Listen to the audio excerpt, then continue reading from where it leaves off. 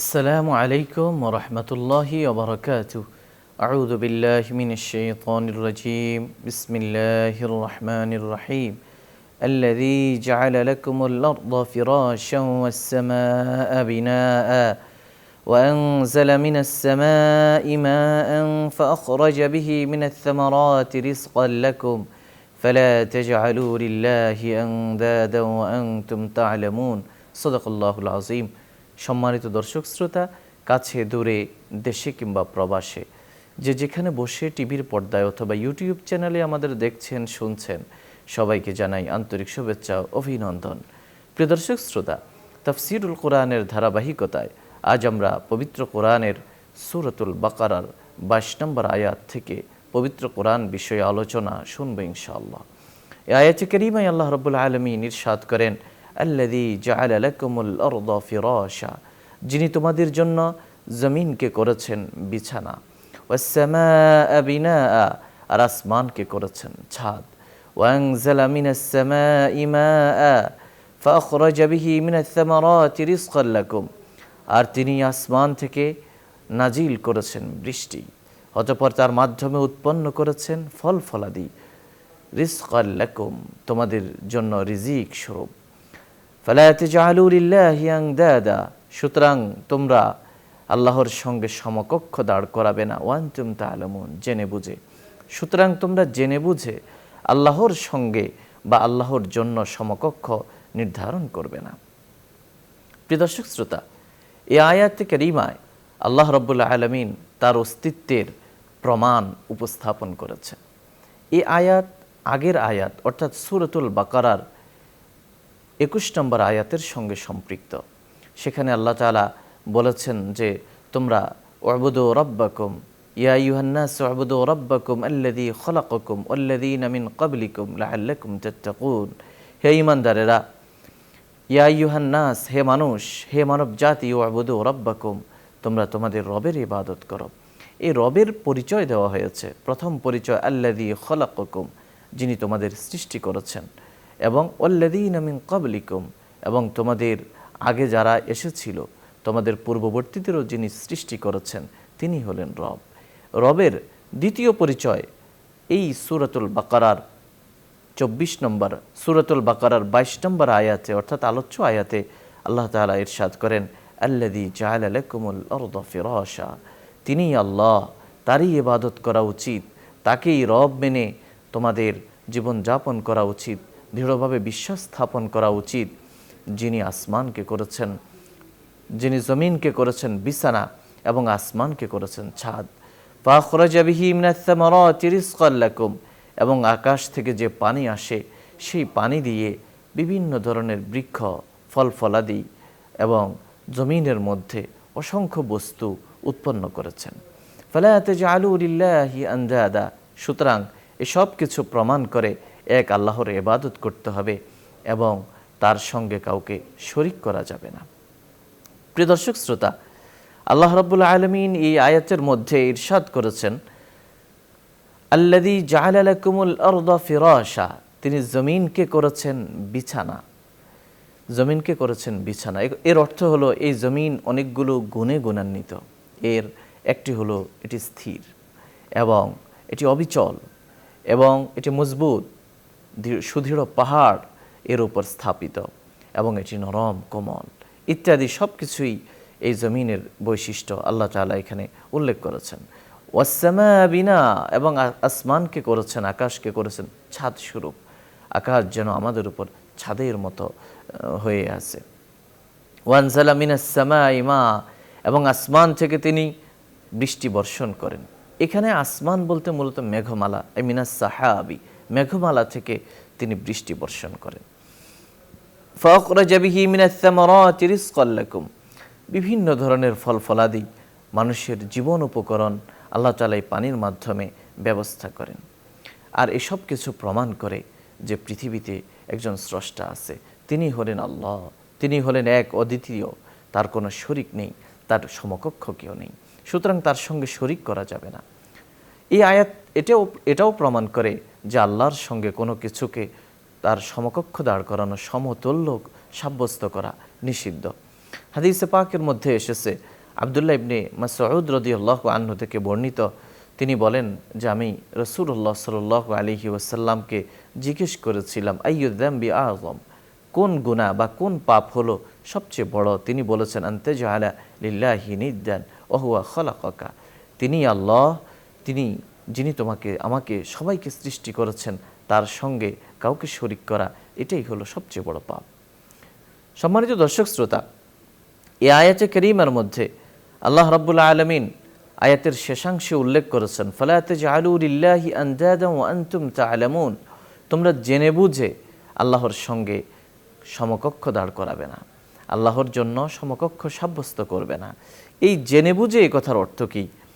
তাফসিরে জাদুল বাসিরের মধ্যে আল্লামা ইবনুল জাওজি রাহিমাহুল্লাহ উল্লেখ করেছেন যে এখানে জেনে বুঝে আল্লাহর সঙ্গে শরিক করা যাবে না, এই কথার অর্থ হলো কয়েকটি ব্যাখ্যা রয়েছে। এক নম্বর হলো, ওয়ান্তুম তা'লামুন আন্নাহু খালাকাস সামা, তোমরা জানো যে আল্লাহ তাআলা আসমান সৃষ্টি করেছেন, সুতরাং এই বিশাল আকাশ যেহেতু এককভাবে তিনি সৃষ্টি করেছেন, ইবাদত তারই এককভাবেই করতে হবে। দুই নম্বর ব্যাখ্যা হলো, আনতুম তা'লামুন আন্নাহু লাইসা যালিকা ফি কিতাবিকুমুত তাওরাত ওয়াল ইনজিল, তোমরা জানো যে তাওরাত এবং ইনজিলের মধ্যে এটা উল্লেখ আছে যে আল্লাহ তাআলার কোনো শরীক নেই। এর তিন নম্বর ব্যাখ্যা হলো, ওয়াসালিস ওয়ান্তুম তা'লামুন আন্নাহু লা নিদ্দা লাহু, তোমরা জানো যে আল্লাহর কোনো শরীক নেই।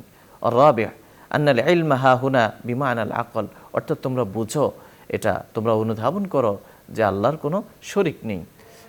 এবং পঞ্চম নম্বর হলো যে ওয়ান্নাহু লা ইয়াকদিরু আলা ফি'লি মা যুকিরাহু আহাদুন সিওয়াহু, এবং তোমরা জানো যে এই সমস্ত কাজ করার জন্য, অর্থাৎ আসমান সৃষ্টি করা, মানুষকে সৃষ্টি করা, জমিনকে বিছানা হিসাবে বানানো, এগুলো তিনি ছাড়া, আল্লাহ ছাড়া আর কারো পক্ষে সম্ভব নয় ইত্যাদি।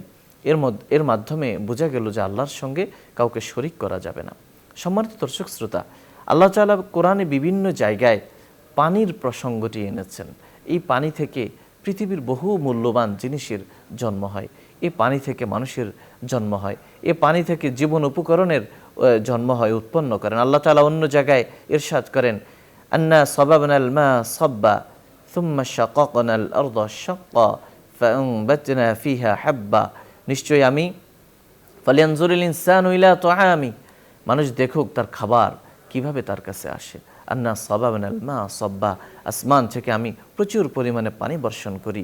সুম্মা শাকাকনাল আরদা শাক্কা, অতঃপর আমি জমিনকে বিদীর্ণ করি। ফাআনবাতনা ফিহা হাব্বা, সেখানে আমি উৎপন্ন করি শস্য। ওয়া ইনাবা ওয়া কাদবা, শস্য, আঙ্গুর এবং শাকসবজি। ওয়া যাইতুনা ওয়া নাখলা, যাইতুন এবং খেজুর বৃক্ষ, ঘন বৃক্ষ। ওয়া হাদাইকা গুলবা, এবং বহু ধরনের সুশোভিত বাগবাগিচা। ওয়া হাদাইকা গুলবা ফাকিহাতান ওয়া আব্বা, এবং নানান জাতের ফল।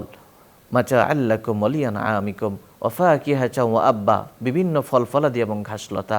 মাতাআল লাকুম ওয়া লিআনআমিকুম, তোমাদের এবং তোমাদের চতুষ্পদ জন্তুর জীবন উপকরণ স্বরূপ। এর মাধ্যমে বোঝা যায় আল্লাহ তাআলা পৃথিবীর মধ্যে সৃষ্টিযোগ্য, তার যে সৃষ্টিকেন্দ্রিক কর্মকাণ্ড রয়েছে তা পরিচালনার ক্ষেত্রে পানিকে ব্যবহার করেন। এটা একটি কোরআনের বিশেষ গুণাবলী। আল্লাহ তাআলা কোরআনে অন্য জায়গায় বলেন, ওয়াজআলনা মিনাল মাই কুল্লা শাইইন হাই, আল্লাহ বলেন যে আমি প্রত্যেক জীবন্ত প্রাণীকে, বস্তুকে আমি পানি থেকে সৃষ্টি করি।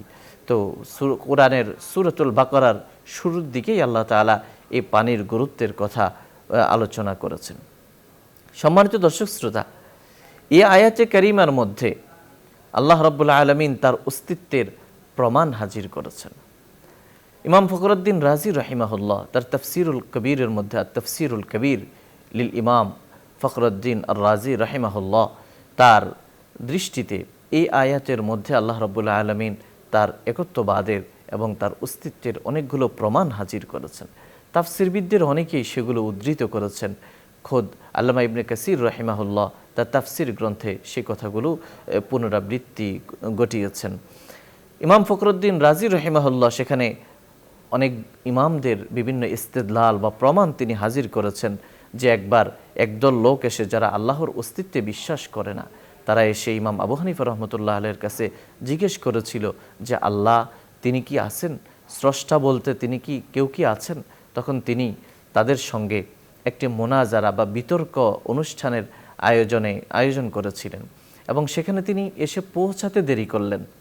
অতঃপর তারা যখন তাকে বিতর্ক অনুষ্ঠানে এসে পৌঁছাতে দেরি করার কারণ জিজ্ঞেস করলেন, তিনি বললেন যে এক আশ্চর্য ঘটনা ঘটে গেল।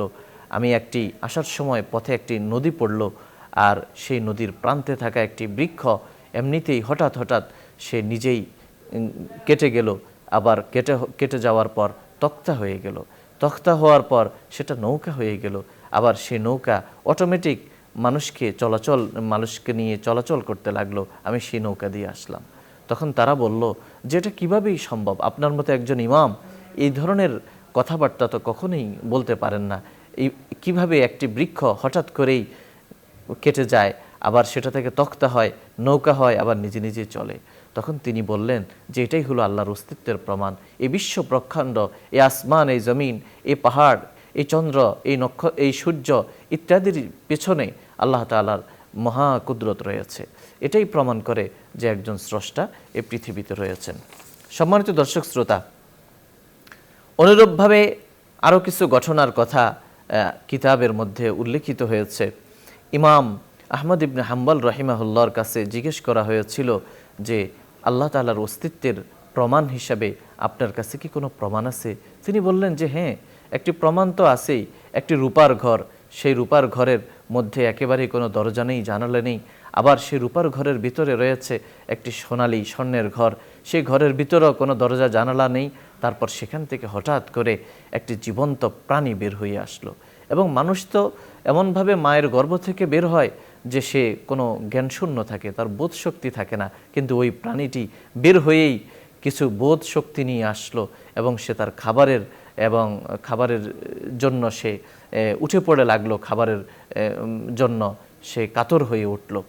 তখন উপস্থিত লোকেরা বলল যে এটা কীভাবে সম্ভব, এমন ঘর থেকে মানুষ বের হয়, এমন ঘর থেকে কোনো প্রাণী বের হতে পারে? তিনি বললেন যে হ্যাঁ, এই ধরনের ঘর আমাদের সামনেই আছে। যেমন ডিমের বাহিরের অংশ হলো একটি রূপার সদৃশ এবং তার ভিতরের অংশ যে কুসুম রয়েছে সেটা একটি সোনালী ঘরের মতো, এবং এর মধ্যে কোনো দরজা জানালা নেই, আর তার ভিতর থেকে একটি জীবন্ত ডিমের থেকে মুরগি বের হয়ে আসে। তো এটা কিভাবে সম্ভব? এটা যিনি বের করতে পারেন তিনিই হলেন আল্লাহ।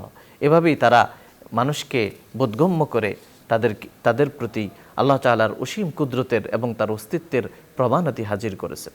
ইমাম শাফিঈ রহিমাহুল্লাহকে জিজ্ঞেস করা হয়েছিল, আপনার কাছে কি আল্লাহর অস্তিত্বের কোনো প্রমাণ আছে? তিনি বললেন যে তুত বৃক্ষের দিকে তাকাও, এর মাধ্যমে আল্লাহর অস্তিত্ব বুঝতে পারবে। এই পাতা যদি মৌমাছি রস আহরণ করে তার থেকে মধু হয়, ছাগল, বকরি, দুম্বা যখন খায় তার থেকে লাদি হয়, হরিণ যখন খায় তার থেকে মিষ্ক হয়। তো একই বস্তু থেকে, একই বৃক্ষ থেকে এতগুলো উপকরণ যেভাবে খায়, এতগুলো যে তার বৈচিত্র্য দেখা যায়, এটা নিশ্চয়ই কোনো কারিগরের মহা নিয়ন্ত্রক এবং স্রষ্টার কুদরতেরই নিদর্শন। প্রিয় দর্শক শ্রোতা, আজ আমরা জানতে পারলাম যে আল্লাহ তাআলা এই বিশ্ব ব্রহ্মাণ্ডের মালিক, স্রষ্টা, পরিচালনাকারী। সুতরাং একমাত্র তারই ইবাদত করতে হবে, তার সঙ্গে আর কাউকে শরিক করা যাবে না। আল্লাহ রাব্বুল আলামিন আমাদেরকে কথাগুলো বুঝার, আমল করার তৌফিক নসিব করুন। প্রিয় দর্শক শ্রোতা, তাফসিরুল কোরআন আজ এ পর্যন্তই। আমাদের সঙ্গে থাকার জন্য ধন্যবাদ। ওয়া মা আলাইনা ইল্লাল বালাগ।